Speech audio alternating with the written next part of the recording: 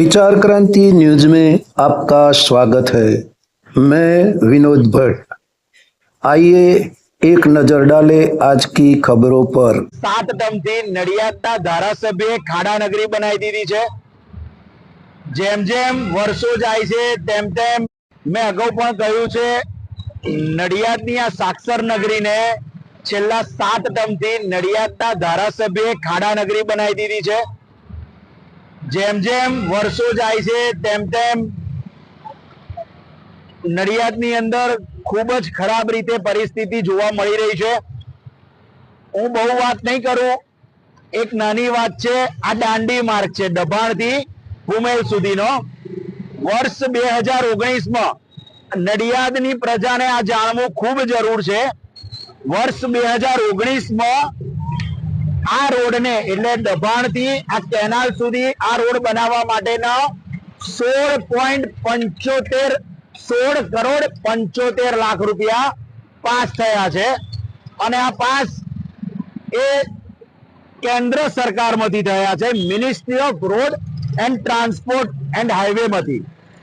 પણ શું તમને લાગે છે કે આજની રોડની પરિસ્થિતિ જોતા 16.75 કરોડ રૂપિયાનો રોડ બન્યો હશે?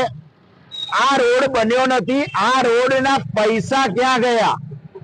માત્ર ને માત્ર 50 થી 60 લાખ રૂપિયા જ આટલા વર્ષોમાં આ રોડ પર વપરાયા છે। છેલ્લા 1.5 મહિના પહેલા વરસાદની ખૂબ સિઝન હતી। એ વખતે નડિયાદના ધારાસભ્ય અને તેમની જુગલ ટોળીએ આ જ જગ્યા ઉપર ઉભા રહી અને 3 દિવસ 4 દિવસના ફોટા પાડી અને જાતે ઉભા રહી એમ કરી અને એક વિડીયો બનાવીને રોડ બનાવ્યો હતો। પણ તમે જોઈ શકો છો રોડની હાલત એ જ વખતથી ખૂબ ખરાબ કન્ડિશનમાં છે। પરંતુ ફોટા પડાવવામાં ખૂબ જ સક્રિય એવા અમારા નડિયાદના ધારાસભ્ય ફોટા પડાવ્યા પછી રોડની શું કન્ડિશન છે એ જોવા આવતા નથી। આ 16 કરોડ 75 લાખ રૂપિયા એ જ પાસ કરાઈ લાયા હતા તેઓ એમના ફેસબુકના પ્રોફાઇલ ઉપર મૂકે છે।